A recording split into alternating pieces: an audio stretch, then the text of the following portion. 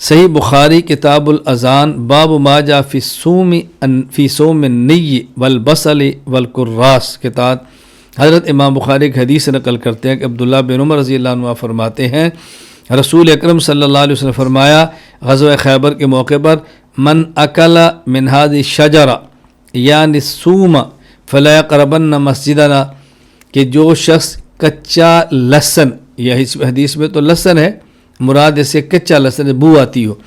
جو شخص یہ کچا لہسن کھائے تو وہ ہماری مسجد کے قریب بھی نہ آئے۔ اب اس سے معلوم ہو کہ کچا لہسن نہ کھانا یہ واجب ہے، وہی ثابت ہو رہی ہے۔ حالانکہ کچے لہسن اور کچے تھوم اور اس قسم کی چیزوں کے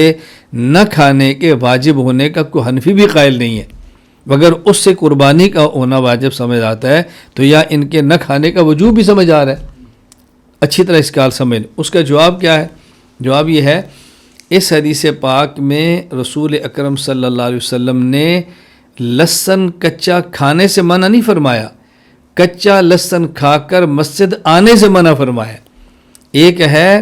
کچے لہسن کے کھانے کا نہ کھانے کا واجب ہونا،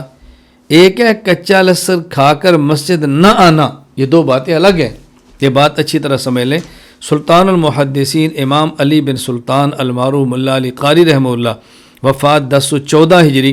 مرقات المفاتیح باب المساجد و مواضع الصلاۃ الفصل اول میں فرماتے ہیں فالنہی انما هو عن حضور المسجد بعد اکل الصوم النی ونحو لا عن اکل الصوم والبصل ونحوہما، یہاں جو منع کیا گیا ہے وہ کچا لہسن اور تھوم کھا کر مسجد میں آنے سے منع کیا گیا ہے، صرف کچا لہسن اور تھوم کھانے سے اس طرح سختی سے منع نہیں کیا گیا۔